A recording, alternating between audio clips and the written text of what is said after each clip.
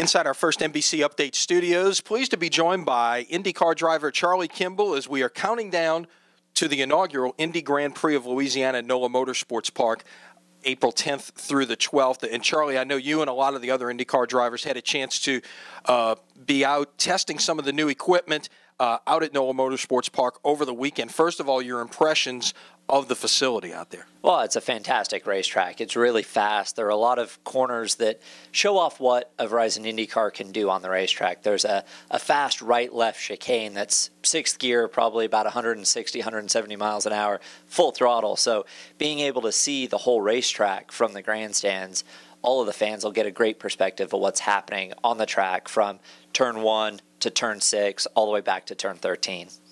A lot of turns to take in. The new equipment, you guys tried it out Saturday here, and in the last 2 days, I know you guys have been in Birmingham at the facility there testing as well. Your thoughts on that, and for the novice out there, explain exactly what is happening with this new equipment that you're driving. Well, in 2015, the IndyCar Series has introduced aero kits. So the engine manufacturers, both Honda and Chevrolet that I run, have built and designed their own aerodynamic body kits. So visually, the cars look very, very different.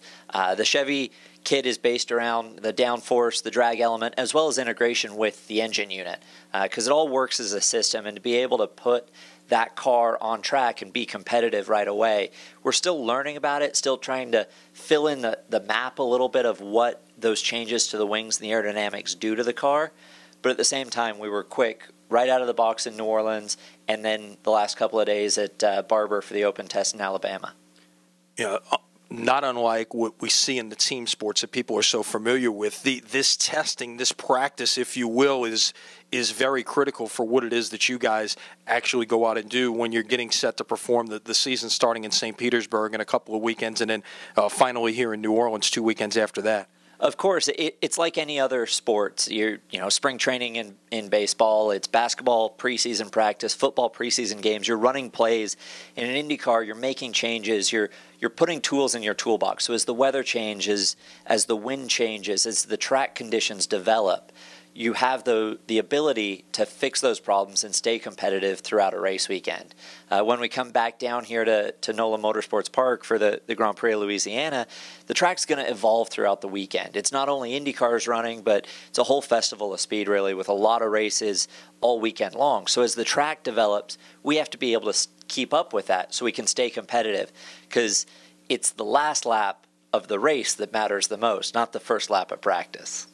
Exactly. You'll have a chance to start figuring that out.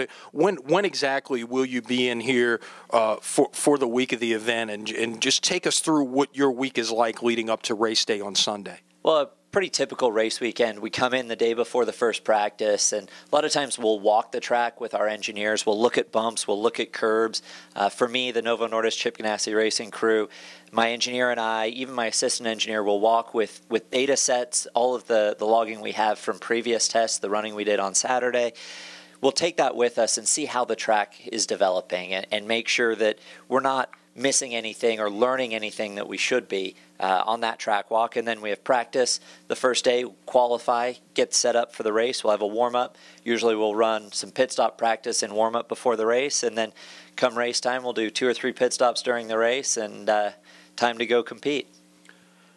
As you look at coming here to New Orleans, you don't get a lot of new venues, maybe 1 or 2 a year. What is different about coming to a new facility as opposed to a place that you've been year in, year out, like a St. Petersburg, as you'll be in a couple of weeks, or obviously Indianapolis and some of the other places that are regular stops on the circuit? Well, when you come to a new racetrack, we were fortunate to be able to have the opportunity to come test ahead of time. We did some running Saturday. We'll be back next week for a couple of days before the first race in St. Pete.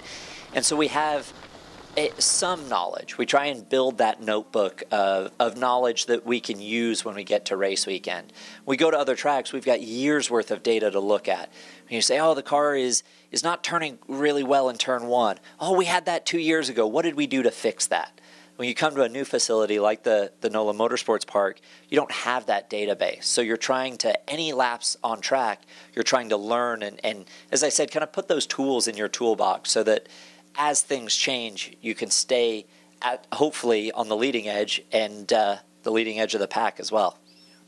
You were a winner a couple of years ago for the first time on the IndyCar circuit. What is that feeling like to take the checkered flag in an IndyCar race? Oh, it's really special. It still gives me goosebumps. In fact, you talking about it, getting the chance to win, having been the first licensed driver with diabetes to race in the IndyCar Series, and being the first driver with diabetes to then win in the IndyCar Series is really special.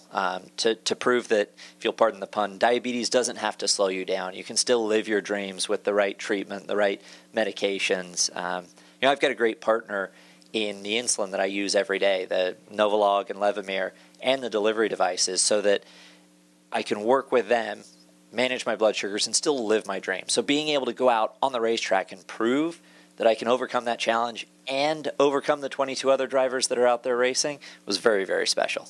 And you're been able to partner as well, and help promote what it is, what it is that you've been able to overcome, and ideally inspire others to do the same. Absolutely, with Novo Nordisk and the whole Race with Insulin program, I've been able to share my story. And again, if you'll pardon the bad joke, but use racing as a vehicle for that message, to be able to go out there and break down boundaries and hopefully inspire the next generation. And if it's the next generation racing driver or baseball player or even CEO, if they think they can do what they love in life because of what I've done in a race car, makes it that much better. Charlie, thanks for your time, and enjoy New Orleans over the course in and out of here in the next month. The Indy Grand Prix of Louisiana, April 10th through the 12th at NOLA Motorsports Park. Go to gpofnola.com to get those tickets.